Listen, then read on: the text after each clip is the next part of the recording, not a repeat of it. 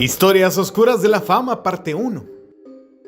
A lo largo de la historia de la música han existido anécdotas que han superado el talento de los mismos artistas, que hicieron que se volvieran capítulos interesantes pero tristes de su vida. Y debido a esto, realizaremos una serie de videos donde te contaremos esas anécdotas.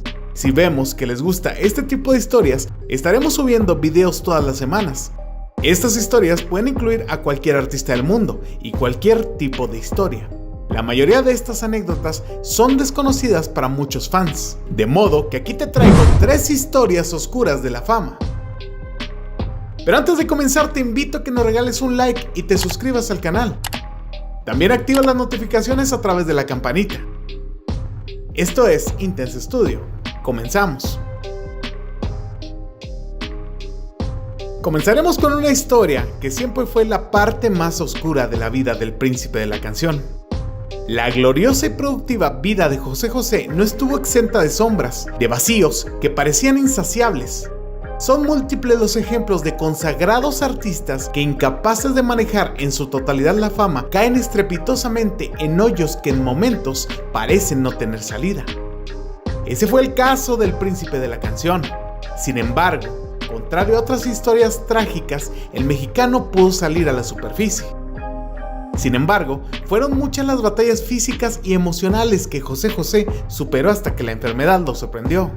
Una de las más difíciles fue la adicción a los dulces y al alcohol.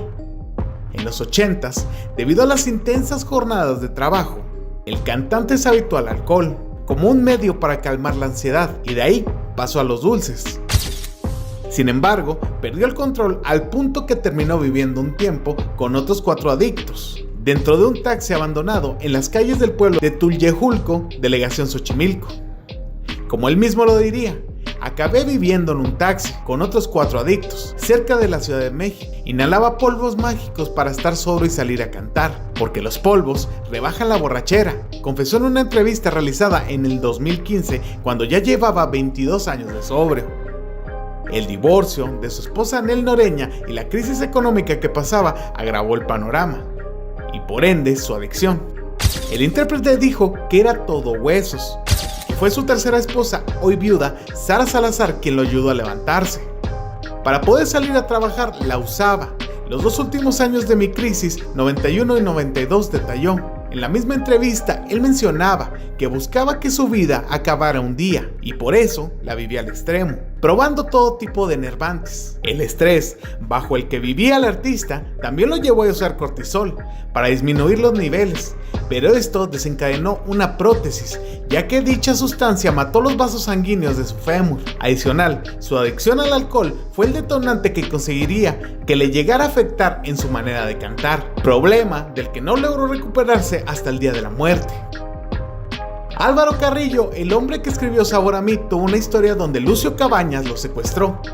Lucio Cabañas fue un maestro rural del estado de Guerrero, egresado de la escuela rural de Ayotzinapa, líder estudiantil y jefe de grupo armado, Partido de los Pobres se denominaba, en la Sierra de Guerrero, durante la década de 1970.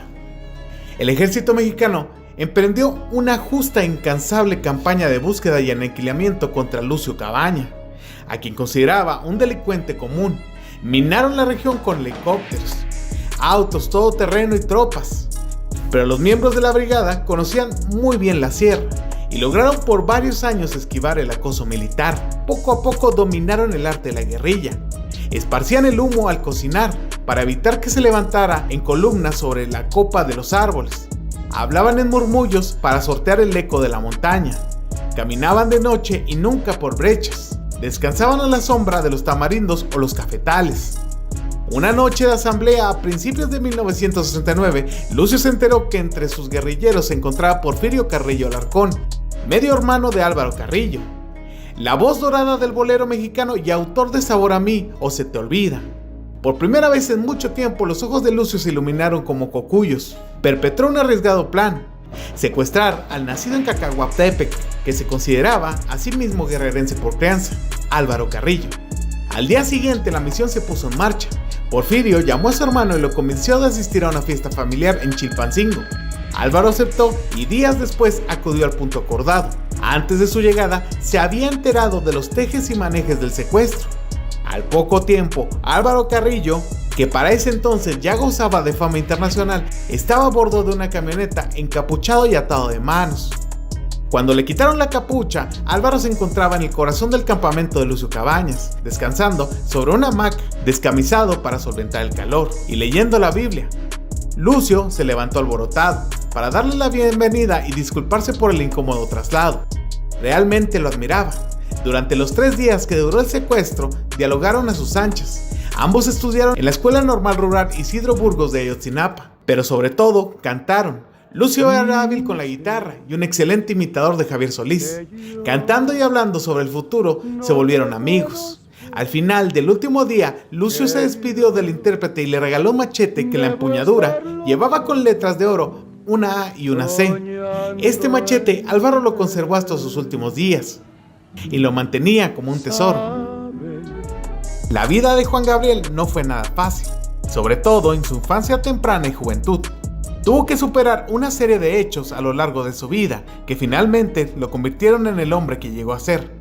Pero no significa que fue algo fácil. El Divo de Juárez pasó 1 año 6 meses en prisión en el Palacio de Lecumberri, que el día de hoy es sede del Archivo General de la Nación. Una época donde no tendría la inspiración que solía tener. Se mantuvo alejado de todos, según el mismo cantante. Vivió una de las épocas más oscuras de su vida. La razón por la que Juan Gabriel estuvo preso durante 18 meses fue por un robo. Si bien no hay expediente a nombre de Alberto Aguilera Valadez, el nombre del cantante, sí hay uno bajo el nombre de Jaime Aguilera Valadez en 1967, el cual coincide con los cargos con los que fue acusado. Este es el primer dato curioso que llama la atención notablemente, ya que no se conoce cuál es el motivo por el que ingresó bajo otro nombre. Si bien Juanga nunca contó qué fue lo que sucedió, siempre se rumoreó que la actriz Claudia Islas fue la que lo acusó de haber robado varias joyas de su casa, después de haber asistido a una fiesta a cantar. A la mujer, cuando le consultaron sobre lo sucedido, negó todo, asegurando que ella no lo había denunciado. Tiempo después de estar en la cárcel, la esposa del director de Lecumberri, muy amiga de Juan Gabriel, fue la que se encargó de que el compositor pudiera recuperar su libertad. Una vez que salió de la prisión, lo ayudó a conseguir su primer contrato discográfico, y el resto es historia. Este capítulo lo catapultó para darle importancia a la vocación que tuvo durante toda su vida. Gracias a este importante contacto consiguió muchas oportunidades y logró trabajar con grandes figuras de las cuales se volvió una de ellas. Y bueno amigos, esto ha sido el primer capítulo de Historias Oscuras de la Fama. Regálanos mucho amor en la caja de comentarios y dinos qué otra historia te gustaría que habláramos y de quién te gustaría también que lo hiciéramos. Y regálanos un like. Nos vemos la siguiente semana para contarte más historias.